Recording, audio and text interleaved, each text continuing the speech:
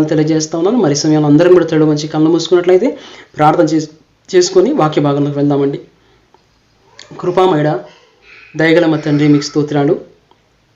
ఇంతవరకు పాటల్లోనూ ఆరాధనలోనూ మీరు మాతో ఉన్నారు, మీరు మా మధ్య ఉన్నారు, మీరు మాలో ఉన్నారు. దేవా స్తోత్రాలు. ఈ సమయంలో నా తండ్రి, నీ వాక్యాన్ని వింటున్న ప్రతి బిడ్డను దర్శించండి అయ్యా. అయ్యా, నీ వాక్యాన్ని వెతుచుని నన్ను నీ శిలువ చట్టం మరుగుపరిచి నిన్ను నోరు తెరుస్తుండగా దాన్ని నింపి ఆశగల ప్రాణాన్ని తృప్తిపరచండి. దేవా, హృదయాలు తెరిచి వాక్యం వినే మనసు ప్రతి బిడ్డకు దయచేయండి. లైవ్లో వింటా ఉన్న ప్రతి బిడ్డ భయముతో భక్తితో ఇది నా ప్రభు సన్నిధాన్ని ఆలోచనతో ప్రభా వాక్యం వినే మనసు దయచేయండి. ఈ వాక్యము ఇప్పుడు కానీ తర్వాత విన్న ప్రతి బిడ్డ కూడా ప్రభా ఇది ఆశ్చర్యకరంగా ఉండదు గాక, వారి జీవితాల్లో ఒక దీవనిచ్చేదిగా ఉండదు గాక, వారి బంధకాలు తెంచివేసేదిగా ఉండదు గాక, వారి జీవితాల్లో ఒక మలుపు తిప్పేదిగా ఉండదు గాక. డాడీ, నన్ను చేతికి అప్పచెప్పుచుండగా నన్ను సిలువ చాటును మరుగుపరిచి మీరే నాతో మాట్లాడమని యేసే నామంలో అడుగుచున్నాను తండ్రి, ఆమెన్. ప్రభు కృపచేత ప్రభు ఇచ్చిన అవకాశాన్ని బట్టి నేను ప్రభును స్తుతిస్తా ఉన్నాను. సహోదరి సహోదరులారా, మరి ప్రతి వారము మీలో కొంతమంది రెగ్యులర్గా వాక్యం వింటా ఉన్నందుకు నేను ప్రభును బట్టి స్తుతిస్తూ మీకు వందనాలు తెలియజేస్తూ ఉన్నాను. మరి అదేవిధంగా ఇక ఆ వింటా ఉన్న వాక్యాన్ని మీ హృదయాల్లో భద్రపరుచుకుంటా ఉన్నానని నేను నమ్ముతూ ఉన్నాను. సో ఈ సమయంలో మరి మరొకసారి వాక్య ధ్యానంలోకి మనం వెళ్దామండి. ఈరోజు మన దేవుడు ఎటువంటి వాడంటే మనందరికీ తెలుసు. ఒకప్పుడు బైబిల్లో మనం చూస్తాము, ఒక సహోదరి వచ్చింది, ఆమెను కానాను స్త్రీ అని మనం అంటాం. ఈ కానాను స్త్రీ అనేట ఆమె దేవుని దగ్గరికి వచ్చినప్పుడు యేసు ప్రభు దగ్గర ఎంతో బలమైన విశ్వాసం ఉంచి ఒక రకంగా ఆమె విశ్వాసం ఉంచింది. అంతేకాకుండా బహుశా నేను అనుకుంటాను ఒక భయంతో వచ్చింది. ఈయన సర్వోన్నతుడైన దేవుడు, ఈయన ద్వారా స్వస్థ కలుగుద్ది, ఈయన ద్వారా నా కూతురు విడుదల పొందుకుంటుంది అనే నమ్మకంతో ఆమె వచ్చింది. అంతేకాదండి, ఆమె దేవుడంటే ఎంతో కొంత భయము భక్తి ఉంది కాబట్టి ప్రభు దగ్గరికి వచ్చింది, దాంట్లో ఎటువంటి సందేహము లేదు. కాబట్టి ఆమె ఎప్పుడైతే యేసు ప్రభు దగ్గరికి వచ్చిందో, వింటున్నారు కదా, కాబట్టి దయచేసి ఒకవేళ మీకు ఏదైనా పని ఉంటే పక్కన పెట్టండి, ప్లీజ్ వాక్యాన్ని సరిగా వినడానికి ప్రయత్నం చేయండి. సో ఇక్కడ దేవుని వాక్యంలో మనం చూస్తూ ఉన్న మాట ఏంటంటే, నేను మాట్లాడుతూ ఉన్న మాటలు వాక్యంలో మనం వెళ్దాము. అయితే ఆ సహోదరి డెఫినెట్గా ఒక భయంతో భక్తితో ప్రభు దగ్గరికి వచ్చినప్పుడు దేవుడు మరి ఆమె కోరికను తీర్చాడు. నా కుమార్తె నువ్వు కోరుకున్నట్టే అగునుగాక అని అన్నాడు. అన్న వెంటనే అదే సమయంలో ఆమె కుమార్తె ఆ దయ్యం నుంచి విడిపించబడి స్వస్థపరచబడినట్టుగా మనం వాక్య భాగంలో చూస్తాం. అంతేకాదు, మరో సంఘటనలో శతాధిపతి అని ఒక మరి వ్యక్తి ఉన్నాడు, 100 మంది పైన అధికారి. ఆయన తన దాసుడు రోగి అయి ఉన్నప్పుడు యేసుప్రభుని ఇంటికి పిలిపించాలని ఆశపడతాడు. యేసుప్రభు మీద నమ్మకం ఉంచి, యేసుప్రభు అంటే భయముతో, ఎంతో భయం ఉంటుంది. ఎందుకంటే ఆ యేసుప్రభు ఇంట్లోకి వస్తానన్నప్పుడు, ప్రభువా నేను కూడా అధికారానికి లోబడిన వాడిని, ఒకరిని పొమ్మంటే పోతాడు, ఒకరిని రమ్మంటే వస్తాడు, కాబట్టి నువ్వు గొప్ప దేవుడు, నువ్వు శక్తివంతుడు, కాబట్టి నువ్వు నా ఇంట్లోకి రావద్దయ్యా, అందుకు నేను అర్హుని కాను అని అంటాడు. అంటే ఆయనలో భయం ఉందండి, దేవుడంటే భక్తి ఉంది, కాబట్టి ఆ మాటలు ఆయన మాట్లాడాడు. అంతేకాకుండా మరి ఎప్పుడైతే ఆ మాట మాట్లాడాడో ఆయన మళ్ళీ ఆయనతో అంటాడు, నువ్వు కోరినట్టుగా జరుగునని. అదేవిధంగా ఆయన దాసుడు స్వస్థపరచబడ్డాడు. సహోదరులారా, మన కోరికను తీర్చే దేవుడు మనకున్నాడు. ప్రపంచంలో ఎవరికి లేని భాగ్యం మనకిచ్చాడు దేవుడు. సర్వశక్తిమంతుడైన దేవుడు మనకున్నాడు. ఎవరికి లేని గొప్ప అవకాశము మన జీవితాల్లో మనకు దేవుడు ఇచ్చాడు. కాబట్టి మరి ఈ సమయంలో ప్రతి ఒక్కరం కూడా ఒక్క నిమిషము క్షమించాలి, మనకు ఫోన్ డిస్టర్బెన్స్ అవుతూ ఉంది. ఒక్క నిమిషం లైన్లో ఉండాల్సిందిగా ప్రోపేట మనవి చేస్తూ ఉన్నాను.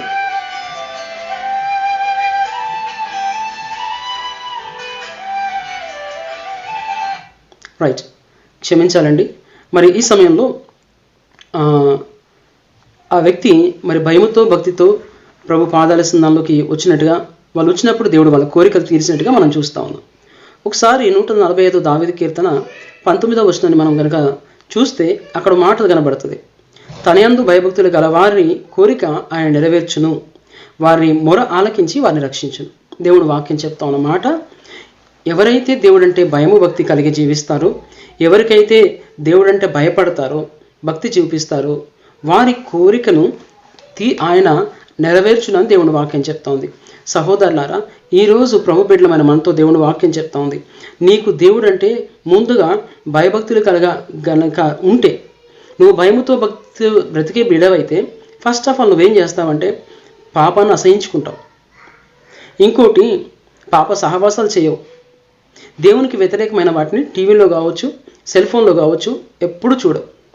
లేదా బయటికి వెళ్ళినప్పుడు చెడు దుష్టుల ఆలోచన చొప్పున నడవకుండా, పాపల మార్గంలో నిలవకుండా, అపహాసకులు కూర్చుని చోటున కూర్చునకుండా చాలా జాగ్రత్త పడతావు.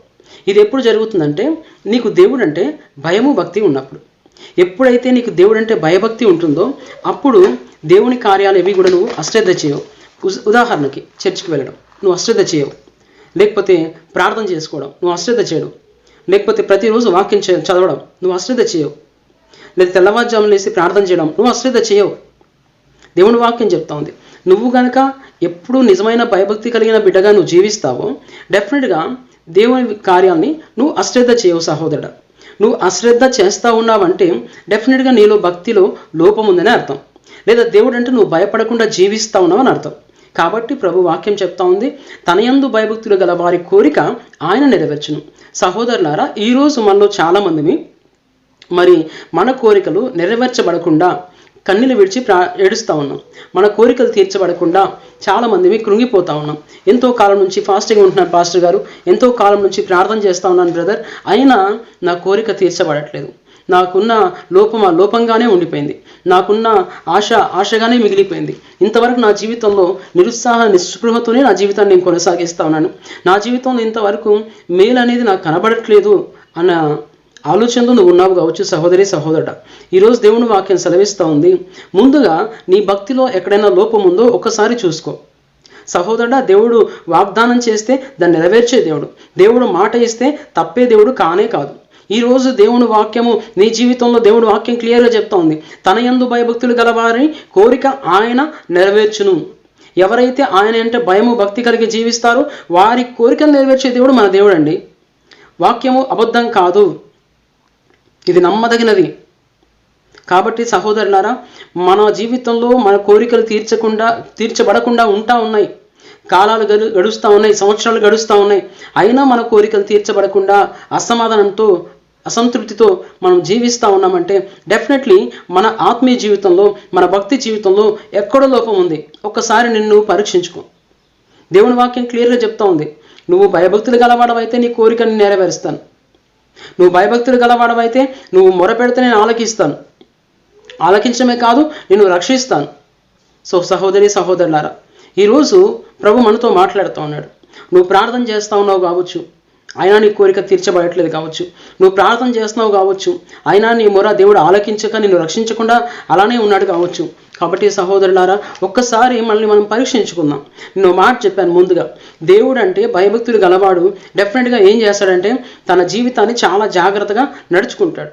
దేవుడు అంటే భయభక్తులు గలవాడు నేను చెప్పినట్టుగా చెడు సహవాసాలకు దూరంగా ఉంటాడు, చెడు వ్యసనాలకు దూరంగా ఉంటాడు, అంతేకాకుండా చెడు తలంపులకు దూరంగా ఉంటాడు, సినిమాలకు దూరంగా ఉంటాడు, సెల్ ఫోన్లో ఎటువంటి చెడు దృశ్యాలు చూడడు, ఎక్కువ సెల్ ఫోన్తో గడపడానికి కూడా భయపడతాడు. ఆయన టైంలో ఆయన ప్రార్థన చేయలేకపోతే ఆయన మనసులో నెమ్మది ఉండదు. కాబట్టి సహోదరులారా, ఈరోజు మన ఆత్మీయ జీవితంలో నిజమైన భక్తిని మనం కలిగి జీవిస్తూ ఉన్నామా లేదా ఒకసారి మనల్ని పరీక్షించుకుందాం. నిజమైన భయభక్తులతో కూడిన జీవితం మనం కలిగి ఉంటే దేవుడు మనకు అన్యాయం చేసేవాడు కాదు, ఆయన న్యాయవంతుడైన దేవుడు అన్న విషయాన్ని మనం జ్ఞాపకం చేసుకోవాలి. మన దేవుడు నమ్మకమైన వాడు, నమ్మదగిన సహాయకుడు. ఆయన డెఫినెట్గా నీకు సహాయం చేయడానికి ఎప్పుడూ సిద్ధంగా ఉండేవాడు. కాబట్టి సహోదరులారా, దేవుని వాక్యం సెలవిస్తూ ఉంది, నీ భక్తిలో లోపం ఎక్కడుందో ఒకసారి చూసుకో. దేవుడి బిడ్డగా నువ్వు దేవుని కార్యాలు అశ్రద్ధ చేస్తూ ఉన్నావా? దేవుని కార్యాల విషయంలో శ్రద్ధ లేకుండా నువ్వు జీవిస్తూ ఉన్నావేమో ఒకసారి ఆలోచించుకో. ఒక దైవజనుడిగా చెప్తా ఉన్నాను, మీరు లైవ్లో వింటూ ఉన్నవారు అనేక సంఘాలకు వెళ్తూ ఉన్నవారు కావచ్చు. మీరు ఏ సంఘాలకు వెళ్తా ఉన్నా ఒక మాట ఎగ్జాంపుల్ చెప్తాను. ఏంటంటే ఫర్ ఎగ్జాంపుల్, దేవుని యందు భయభక్తులు గల బిడ్డలం అయితే డెఫినెట్గా మనం దేవునికి ఇవ్వాల్సినవి దేవునికి ఇస్తాం. ఉదాహరణకి దశమ భాగమే కావచ్చు. మనలో చాలామంది అది దొంగలిస్తూ ఉన్నాం.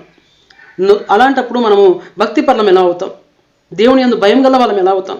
ఆ వాక్యాన్ని మలాకి 3:10 ఉన్న వాక్యాన్ని మనం నెరవేర్చకుండా, దేవుని దగ్గర నుంచి దొంగతనం చేస్తూ, దేవుని వాక్యానుసారంగా జీవించకుండా, ఆయనకి ఇవ్వాల్సిన దశమ భాగం ఆయనకి ఇవ్వకుండా మనమే తీసుకుంటూ మనమే దోచుకుంటూ ఈరోజు నేను భక్తి గలవాడిని అని నువ్వు అనుకుంటే పొరపాటు సహోదరుడా.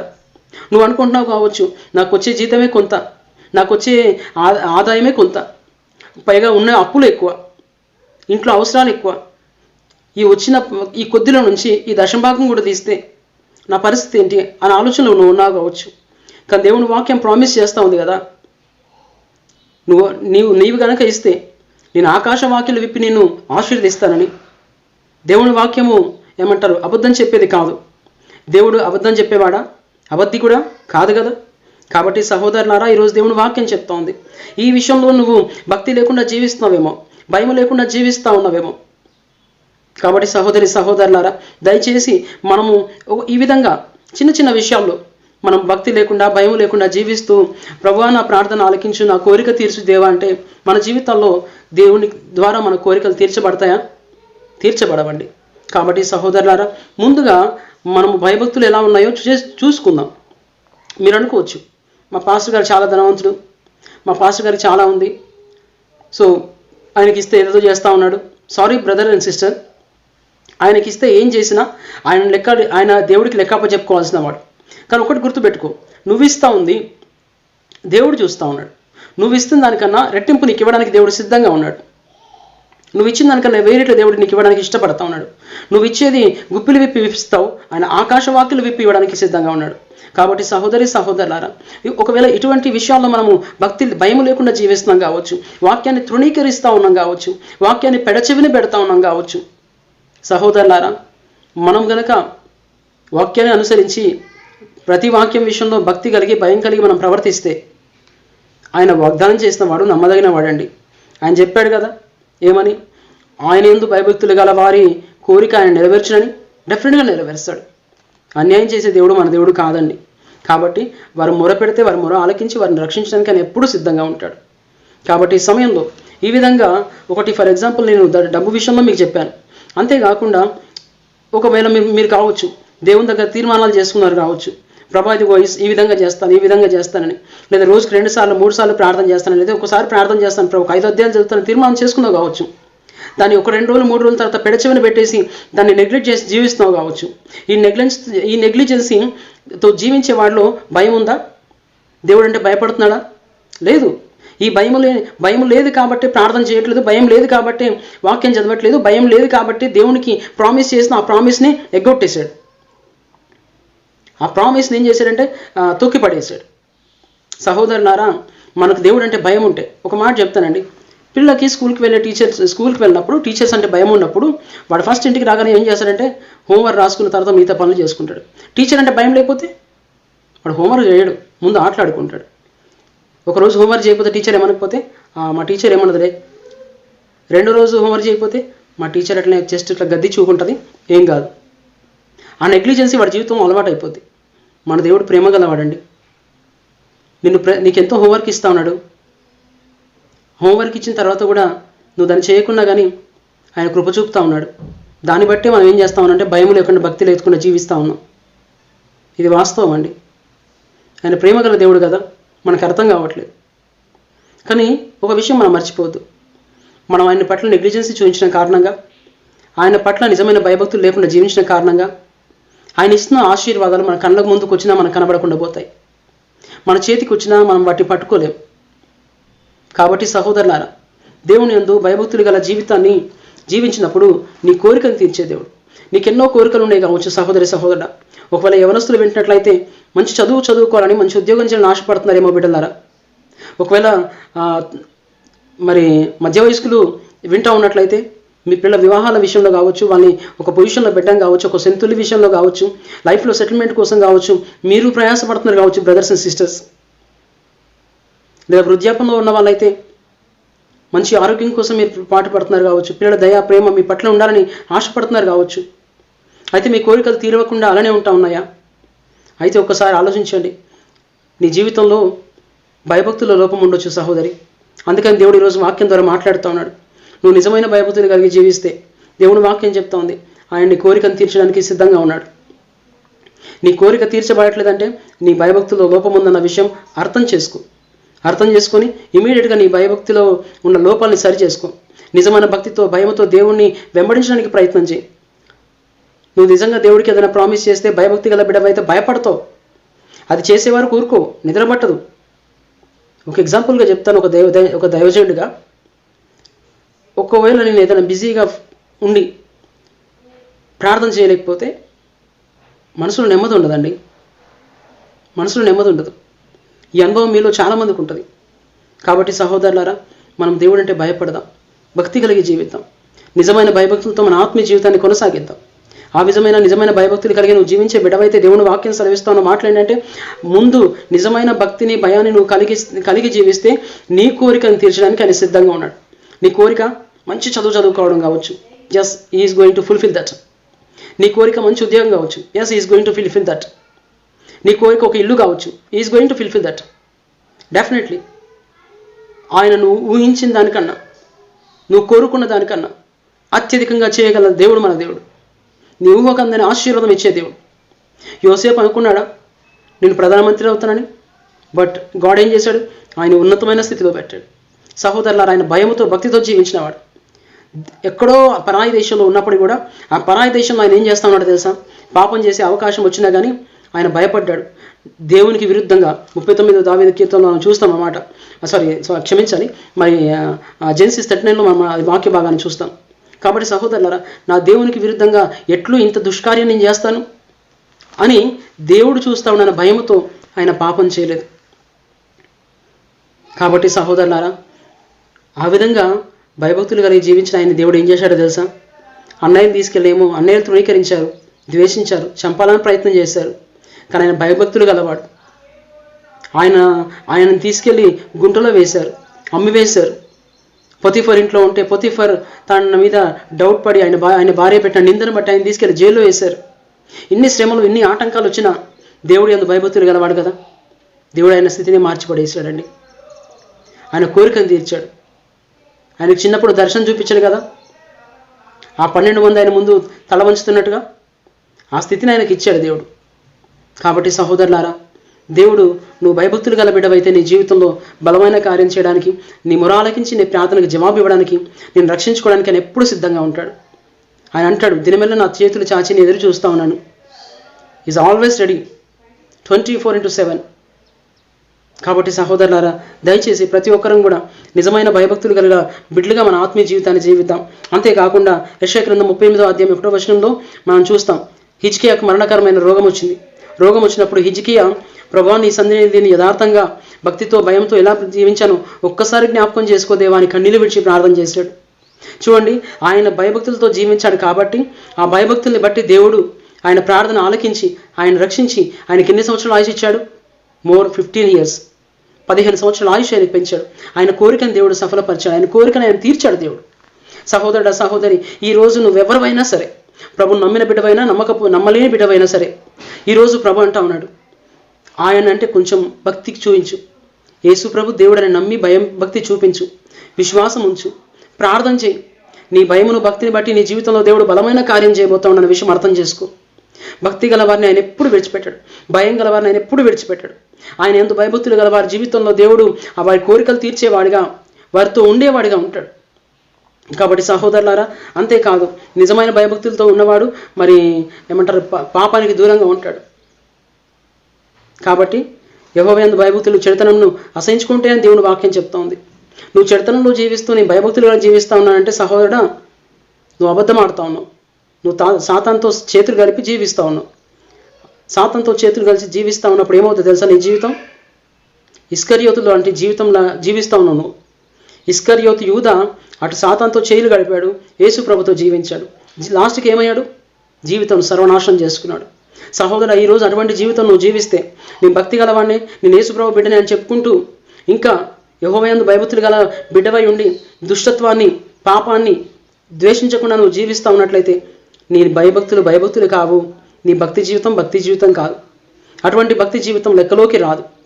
అటువంటి భక్తి జీవితాన్ని జీవించిన యూదా ఆ జీవితాన్ని బట్టి ఆయన శపించబడ్డాడు. కాబట్టి సహోదరులారా, అదేవిధంగా మనం ఈ సమయంలో చదువుకున్న మరి యెషయా గ్రంథం 38వ అధ్యాయం 1వ వచనంలో చూస్తే మరి హిజ్కియా కన్నీళ్లు విడిచి ప్రార్థన చేశాడు. ఆయన భయభక్తుల్ని, ఆయన జీవితాన్ని దేవుడు జ్ఞాపకం చేసుకొని ఆయన ప్రార్థన ఆలకించి ఆయన రక్షించి 15 సంవత్సరాల ఆయుష్ ఆయనకి ఇచ్చాడండి. ఈరోజు నీ జీవితంలో, నా జీవితంలో అటువంటి ఆశీర్వాదాన్ని దేవుడు ఇవ్వడానికి ఆశపడతా ఉన్నాడు. మరణం అనేది అది ఎవరు కొట్టివేలేంది. ఒకసారి మరణం అనేది మన దగ్గరకు వస్తే దాన్ని తీసివేయడం ఎవరితో కాదు. బట్ మన దేవుడు ఎంత గొప్పవాడంటే మరణాన్ని కొట్టివేయగలవాడు. హల్లెలూయా. మరణానికి ముళ్ళును విరిచినవాడు ఆయన. హల్లెలూయా. కాబట్టి సహోదరి సహోదరులారా, నా దేవుడు సజీవుడు, మరణపు ముళ్ళును విరిచేవాడు. ఎన్నో ఉదాహరణలు బైబిల్లో మనకు దాచిపెట్టాడు. చనిపోయే పరిస్థితిలో ఉన్నాడు, చావాలి ఇంకా కొద్దిసేపు అయితే. అటువంటి వాడు ప్రార్థన చేసే దేవుడు ఆయనకు ఆయుష్ ఇచ్చాడు. కాబట్టి సహోదరులారా, ఈరోజు దేవుడు వాక్యం చెప్తా ఉన్నట్టుగా మనం భయంతో భక్తితో జీవిద్దాం. భయభక్తులు మన జీవితంలో దేవుడు వారి కోరికను నెరవేర్చడానికి ఆయన ఇష్టంగా ఉన్నాడు. ఈరోజు నీకు ఒక వ్యాధి ఉందా, ఒక రోగం ఉందా, ఒక భయంకరమైన వ్యాధితో రెగ్యులర్గా మందులు వాడుతూ ఎప్పుడు చేస్తానో భయంతో బాధపడతా ఉన్నావా? Nothing to worry. ఆయన అంటా ఉన్నాడు, భయభక్తులు కలిగి జీవించు, నీ కోరిక నేను తీరుస్తాను. నీ కోరిక ఏంటి? ఇంకొన్ని సంవత్సరాలు బ్రతకాలని ఆశ ఉంది ప్రభా. ఎస్, నేను తీరుస్తాను నీ కోరిక. Okay, I will fulfil your desire. నీ ఆశను నేను తీరుస్తాను, నీ కోరిక నేను తీరుస్తాను దేవుడు చెప్తుంది. కాబట్టి సహోదరి సహోదరులారా, ఈరోజు నీ కోరిక తీర్చబడాలా? ముందు భక్తి జీవితాన్ని సరి చేసుకో. ఆత్మీయ జీవితంలో నిజమైన భక్తి చేయి. భక్తితో దేవుని దగ్గర బ్రతుకు. నీ జీవితంలో బలమైన కార్యం చేయడానికి దేవుడు సిద్ధంగా ఉన్నాడు. అంతేకాకుండా 1వ రాజుల గ్రంథము 3వ అధ్యాయం 7వ వచనం నుంచి 14వ వచనం వరకు మనం కనుక చూస్తే 1వ రాజుల గ్రంథం 3వ అధ్యాయం 7 నుంచి 14 వచనాలు చూస్తే జ్ఞానాన్ని మరి ఇక్కడ సొలొమోను మహారాజు ఉన్నాడు. సొలొమోను మహారాజుకి తండ్రి చిన్న వయసులోనే మరి రాజ్యభారాన్ని అప్పచెప్పినప్పుడు ఆయన ప్రార్థన చేస్తున్నాడు, తండ్రి నీ జనాన్ని పరిపాలించే అధికారం నాకు ఇచ్చావు, వీరిని పరిపాలించే అంత జ్ఞానం నాకు లేదు దేవా, నాకు సహాయం చేయనా అని ప్రార్థన చేసినప్పుడు ఆయన భయంతో భక్తితో ఉన్నవాడు కాబట్టి దేవుడికి ప్రార్థన చేశాడు. మనుషుల సహాయం తీసుకోలేదు. ఆయన అనుకున్నాడు జ్ఞానం ఇచ్చేవాడు దేవుడు అన్న విషయం అర్థం చేసుకున్నాడు కాబట్టి దేవుని దగ్గరికి వచ్చి భక్తితో భయంతో ఆయన సన్నిధానంలో ప్రార్థన చేసినప్పుడు దేవుడు ఆయన మొర ఆలకించి జ్ఞానంతో పాటు ఆయనకు దేవుడు వాక్యం చెప్తా ఉంది, ఘనతనిచ్చాడు, ఐశ్వర్యాన్ని ఇచ్చాడు, దీర్ఘాయుషునిచ్చాడు. కాబట్టి సహోదరి సహోదరులారా, నీవు భయభక్తుల్లో సరిగా ఉంటే, నీ భక్తి జీవితం సరిగా ఉంటే, నువ్వు నిజమైన భయభక్తులు గల బిడ్డవై జీవిస్తే దేవుడు నీ జీవితంలో నువ్వు ఊహించిన వాటికన్నా అద్భుతంగా ఇవ్వడానికి ఇష్టపడతా ఉన్నాడు. చూడండి, సొలొమోను మహారాజు ఏమనుకున్నాడు? జస్ట్ నాకు జ్ఞానం కావాలనుకున్నాడు. కానీ దేవుడు ఏమి ఇచ్చాడు? ఐశ్వర్యం, ఘనతనిచ్చాడు. ఎంత గొప్ప ఆశీర్వాదం ఇచ్చాడంటే ప్రపంచ దేశంలో ఉన్న వాళ్ళందరూ వచ్చి ఆయన జ్ఞానాన్ని మెచ్చుకున్నారు. ఆయనకున్న జ్ఞానం ఈ లోకంలో ఎవరికి లేదని ఆశ్చర్యపోయారు. బైబిలే చెప్తా ఉంది ఆయన లాంటి జ్ఞానవంతులు లేరని. కాబట్టి సహోదరులారా, దేవుడు మనం అడుగు వాటికంటే ఊహించి వాటికంటే అత్యధికంగా ఇచ్చే దేవుడు. సహోదరి సహోదరులారా, ఈరోజు ఉపవాసం ఉండి ప్రార్థన చేస్తూ ఉన్న మనతో దేవుడు వాక్యం సెలవిస్తూ ఉంది, నీ భక్తి జీవితంలో లోపం లేకుండా నీ భక్తి జీవితాన్ని సరి చేసుకో. ఫస్ట్ నీ భక్తి జీవితంలో లోపాన్ని సరిదిద్దుకో. నీ భక్తి జీవితం కనుక సరిగ్గా ఉంటే నీ కోరికలు తీర్చడానికి ఆయన సిద్ధంగా ఉన్నాడు. నువ్వు మొరపెడితే నీ మొర ఆలకించడానికి ఆయన సిద్ధంగా ఉన్నాడు. కాబట్టి సహోదరి సహోదరులారా, ఈరోజు మనము ప్రభు బిడ్డలుగా మన జీవితాన్ని ప్రభు చేతికి అప్పచెప్పుకుందాం. మన భక్తి జీవితంలో బలమైన కార్యాలు చూసే బిడ్డలుగా మనము ఈరోజు ఉండాలంటే దేవుని వాక్యం చెప్తా ఉంది, మీరు భక్తి కలిగి భయము కలిగి జీవించడానికి ప్రయత్నం చేయండి. తన యందు భయభక్తులు గల వారి కోరిక ఆయన నెరవేర్చును అని దేవుని వాక్యం చెప్తోంది. అంతేకాదని ఇంకో మాట మన వాక్య భాగం నుంచి చూద్దాం. 25వ దావీదు కీర్తన 12వ వచనం 13వ వచనంలో మరో మాట మనం చూస్తాం. ఏమంటే భయభక్తులు కలిగి జీవించేవారు ఏ మార్గంలో నడుచుకోవాలి. ఒకసారి ఆ వాక్య భాగాన్ని మనం చదువుదామండి. నేను చదువుతాను ఆ వాక్య భాగాన్ని. మరి 25వ దావీదు కీర్తనలో దేవుని వాక్యం ఇంకో మాట చెప్తా ఉంది. ఏమనంటే 12, 13 వచనాల్లో, యెహోవా యందు భయభక్తులు గల వాడెవడో వాడు కోరుకొనవలసిన మార్గమును ఆయన వానికి బోధించును, అతని ప్రాణం నెమ్మదిగా ఉండును, అతని సంతానం భూమిని స్వాతంత్రించుకును. What a wonderful blessing it is. ఎంత గొప్ప ఆశీర్వాదం అండి, ఎంత గొప్ప ఆశీర్వాదం. ఇది సామాన్యమైన ఆశీర్వాదం కాదు. దేవుని వాక్యం ఏం సెలవిస్తూ ఉందంటే, తన యందు భయభక్తులు గల వాడెవడో, ఎవరైతే దేవుని యందు భయభక్తులు కలిగి జీవిస్తారో, ఎవరైతే దేవుడంటే భయం కలిగి భక్తి కలిగి ఆయన అశ్రద్ధ చేయకుండా జీవిస్తారో, దేవుడంటే భక్తి కలిగి దేవుని సన్నిధానంలో సమయానికి వెళ్ళి కూర్చుంటారో, దేవుడంటే భక్తి కలిగి ఆయన మాటలు వింటారో, వాటిని అనుసరిస్తారో, ఎవరైతే దేవుడంటే భయపడి బ్రతుకుతారో, ప్రతిక్షణం నా దేవుడు చూస్తూ ఉండి నా దేవుడికి విరుద్ధమైన కార్యమని భయముతో బ్రతుకుతారో, దేవుని వాక్యానికి విరుద్ధమైన వాటిని విడిచిపెడతారో, వారి విషయంలో దేవుని వాక్యం ఏం సెలవిస్తూ ఉంది? మొదటిగా వారి కోరికను తీరుస్తానంటున్నాడు, వారు మొర పెడితే వారి మొర ఆలకిస్తానంటున్నాడు, వారిని రక్షిస్తానంటున్నాడు. ఈ సమయంలో మనం వాక్య భాగంలో చూస్తే ఏమంటా ఉన్నాడు? ఇక్కడ అటువంటి వాడు కోరుకోవాల్సిన మార్గమును ఆయన వానికి బోధించును.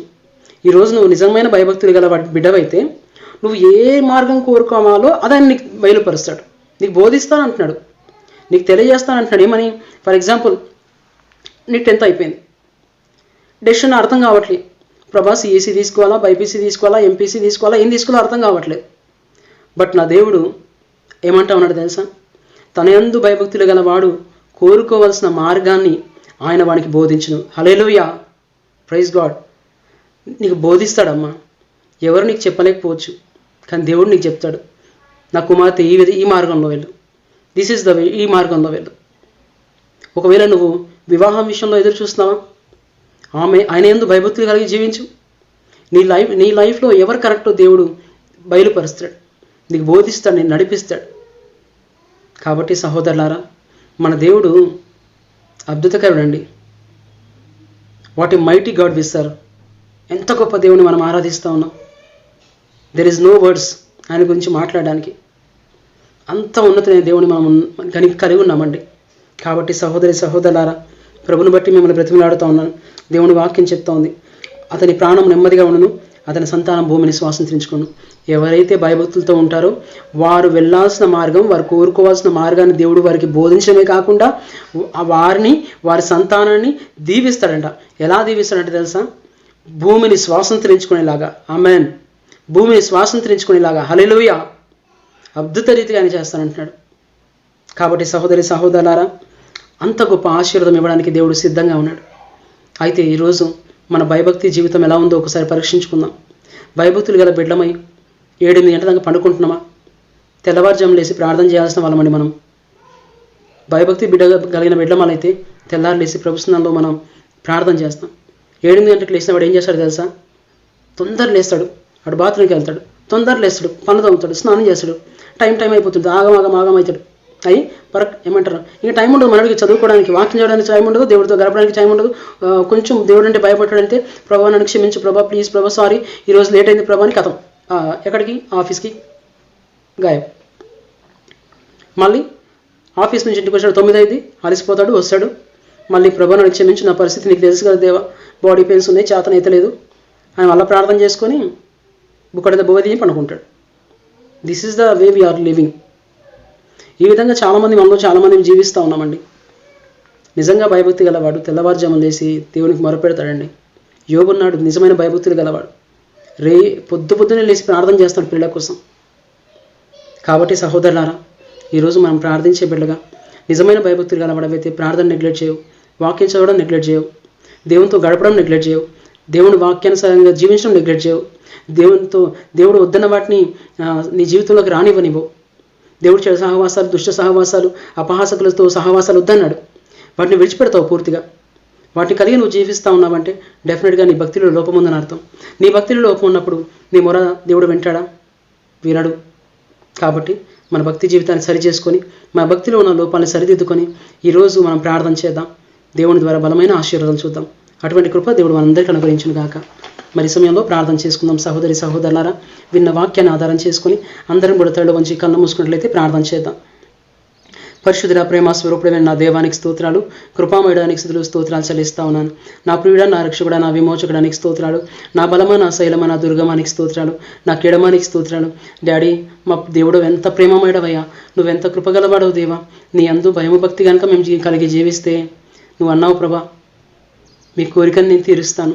మా కోరిక ఈ లోకంలో ఎవ్వరు తీర్చకపోవచ్చు, కానీ నీ యందు భయభక్తులు కలిగి జీవించడం ద్వారా మా కోరికను తీర్చే దేవుడు నువ్వు ఉన్నావని ఈరోజు మాతో మాట్లాడిన దేవా స్తోత్రాలు.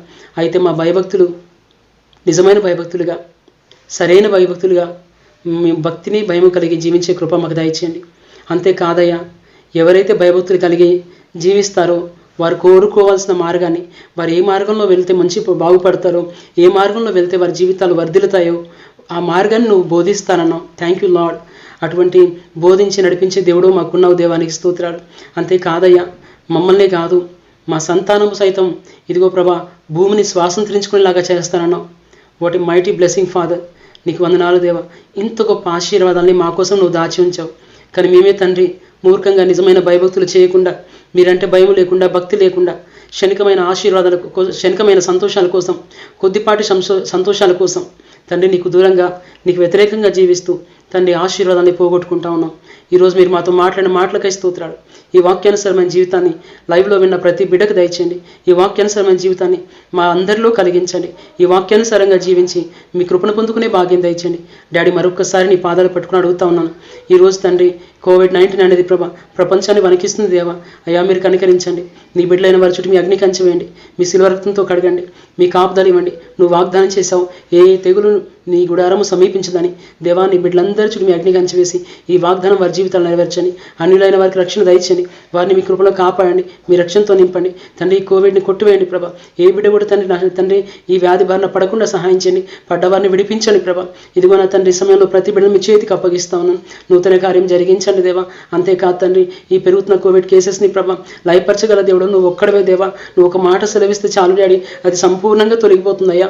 తండ్రి, మీరు కృప చూపించండి ప్రభా. మీ కనికరం చూపించండి దేవా. ఇదిగో తండ్రి, సమయంలో నాతో పాటు ఏకీపిస్తా ఉన్న ప్రతి బిడ్డ చుట్టూ మీ అగ్ని కంచె వేయండి. మీ కాపుదలు ఉంచండి. వాక్యానుసరమైన జీవితం బిడ్డలకు దయచేయండి. ఇదిగో తండ్రి, ఒక వ్యాక్సిన్ మీరు ఇచ్చారు, మీకు స్తోత్రాలు. ఆ వ్యాక్సిన్ తండ్రి మరి సక్సెస్ఫుల్గా పనిచేసేలాగా సహాయం చేయండి దేవా. ఇంకా తండ్రి, రావాల్సిన వ్యాక్సిన్స్ ప్రభా అతి త్వరలో వచ్చేలాగా తండ్రి, మరి ప్రజలందరికీ అందుబాటులో ఉండేలాగా ప్రభా, మన ఏ సైడ్ ఎఫెక్ట్స్ లేని మంచి వ్యాక్సిన్స్ ఇంకా మీరు అనుగ్రహించమంటే ఆదిస్తా ఉన్నాం.